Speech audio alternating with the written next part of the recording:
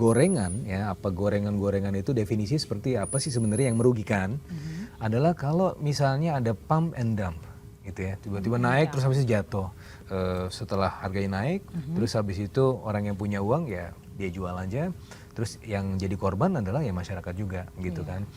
BI juga menyampaikan bahwa sekarang free floatnya bisa dinaikkan 7,5% sampai ke 15%. Ya. Kalau katanya Mas Robi 1 plus 1 sama dengan 2, 11 kali 11 mana 121. That simple.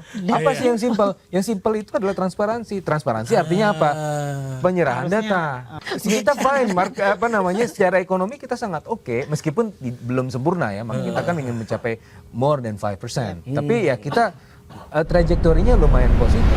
Fitra nih gimana nih Mas Fitra melihatnya? Udah goreng lagi. Goreng menggoreng ini diselesaikan secara pidana nih ada dampaknya nggak nih? Tanggapan dulu deh.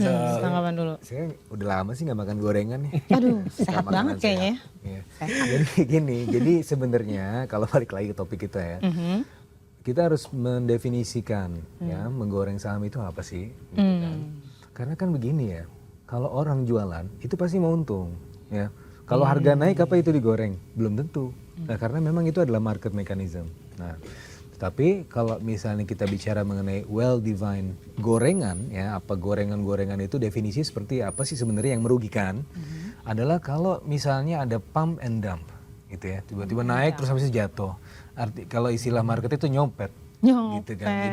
Jadi tiba-tiba orang kehilangan uangnya, gitu kan, dianggap setelah harganya naik, terus habis itu orang yang punya uang ya dia jual aja, terus yang jadi korban adalah ya masyarakat juga gitu kan.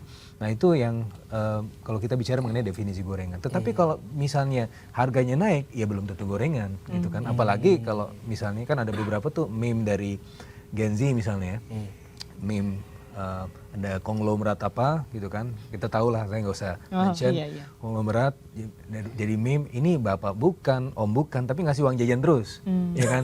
Nah itu kan harganya tuh naik terus dan menguntungkan buat yang lain, ya kenapa harus takut begitu kan? Itu kan karena orang-orang juga pengen ikut bandwagonnya juga. Tetapi tentunya kalau kita melihat saham secara umum, ya tentunya kita juga bicara mengenai prinsip tata kelola. Nah dalam hal ini kita bicara mengenai OJK-nya, kita bicara mengenai BEI-nya, ya kemarin yang menjadi concern dari MSCI, Morgan Stanley Capital International, yaitu lembaga indeks terkemuka ya, yang dimana kalau saham-saham itu berteman dengan MSCI, artinya emiten ini masuk ke indeks itu sangat menguntungkan. Misalnya gini, jadi kan kalau dalam 1 tahun ada 4 window review dari MSCI, belum lagi yang lain, the FTSE dan seterusnya. Coba kita ambil MSCI saja. Jadi ada beberapa, kalau misalnya emiten itu entah masuk small caps, ada big caps, in total dalam one day alone ya, ketika mereka udah dimasukkan, itu ada potensi capital inflow kita 2 billion sampai 3 billion dollars per day. Nah itu kan artinya ya, kalau kita bicara mengenai inflow, nah itu kan juga secara, kalau itu memang dari sisi sektor keuangan ya, tapi kalau secara makro gimana dampaknya? Dampaknya adalah rupiah kita bisa jadi menguat juga, gitu kan, kalau misalnya yang masuk asing banyak gitu kan, karena ketika asing masuk maka kan permintaan terhadap rupiah juga akan meningkat gitu kan, dan oleh karenanya tidak perlu Bank Indonesia dalam hal ini untuk menstabilkan rupiah dengan intervensi moneternya. Ini jadi dimasukkan ke market aja. Tapi in the other way around gitu ya. Kalau misalnya kita ngelihat MSCI dan kemarin kita melihat bagaimana 28 Januari ada trading halt ya, berapa kali. Sempat trading halt. Karena MSCI kan mengeluarkan pengumuman bahwa dia akan memfreeze ya beberapa emiten-emiten yang harusnya masuk di periode window di kuartal 1 ini, tapi tidak dimasukkan karena ada beberapa concern dia. Nah itu jadi trading hold kan. Nah terus belum berhenti di situ saja, MSCI juga menyampaikan bahwa ini kalau tidak dikerjakan segera, maka di bulan Mei nanti akan ada potensi downgrade. Nah ini kan baru freeze, belum diapa-apain, nggak ada yang bisa masuk, nggak ada yang bisa keluar, gitu kan. Nah tapi di sisi yang lain yang justru lebih menakutkan adalah kalau misalnya dia di downgrade. Jadi kita status kita sekarang ini adalah emerging. Ya, Indonesia. Nah kalau misalnya di downgrade itu masuk ke frontier. Nah frontier itu berarti setara Bangladesh lah, gitu kan. Setara Vietnam juga, Vietnam masih ada di situ. Tapi Vietnam adalah yang sudah top di situ, sekitar market capnya sekitar 59 billion US dollar.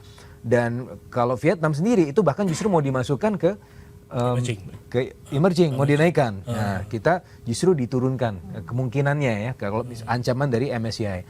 Nah, kalau misalnya itu terjadi, bisa ada kehilangan ya hitungan saya itu bisa kehilangan per day-nya 3 sampai 2 billion US dollar dalam waktu 10-11 hari akan keluar 60 billion US dollar. Jadi itu sebenarnya cukup besar. Jadi dan cukup serius. Meskipun sebenarnya permasalahannya adalah bukan permasalahan karena ekonomi kita nggak bagus, bukan. Kan ekonomi kita cukup bahkan sangat baik ya. Di G20 kita termasuk yang paling baik. Kemarin kita juga tumbuh 5,11% di tahun 2025 ya, baru diumumkan kemarin.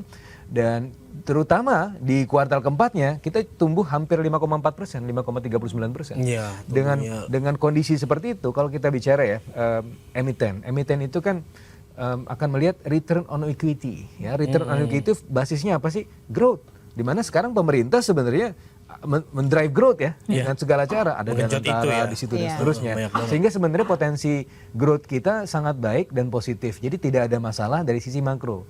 Nah, permasalahan dari sisi tata kelola. Nah, masalahnya kita melihat bagaimana concern dari MSCI ini sebenarnya bukan dari bulan Januari kemarin aja, sudah disampaikan dari bulan Oktober. Kalau tidak salah itu suratnya juga pernah dikeluarkan tanggal 27 Oktober.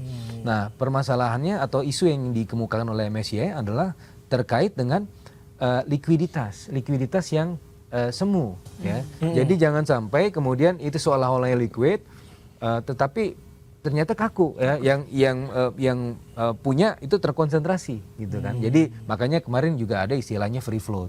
Free float itu kan berapa sih yang diperdagangkan di publik ya kan. Jadi kan kalau kita 7,5%, meskipun ada yang lebih tinggi dibanding itu, tapi peraturan kita 7,5%. Kan juga kemarin dari pengumuman OJK ya, BI juga menyampaikan bahwa sekarang free floatnya bisa dinaikkan 7,5% sampai ke 15%. Tapi sebenarnya kalau kita balik lagi ke isu MSCI sebenarnya tidak secara eksplisit bicara mengenai Anda harus menaikkan free float. Karena kalau misalnya kita naikin free floatnya ini dari 7,5 ke 15%, itu hitung-hitungannya sekitar ada 300 triliun, ya kan? 300 triliun itu siapa yang mengabsorb? Nah, bisa jadi itu anjlok karena kan sekarang kita belum regain namanya foreign trust. Sementara domestic capacity kita lumayan terbatas, makanya pemerintah kemarin juga memberikan semacam alternatif ya.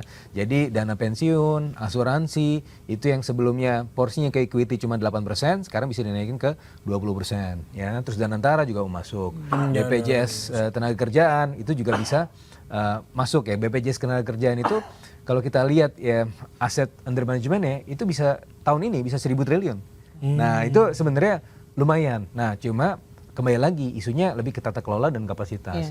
Karena kan biasanya begini, jadi sudah lama nih asuransi, dana pensiun, sebenarnya kita kalau tanya ke orang-orang market, sebenarnya pengen juga mereka untuk masuk juga ke equity market. Tapi karena mereka sudah terlalu terbiasa di beli SBN itu kan obligasi ya, fixed income market.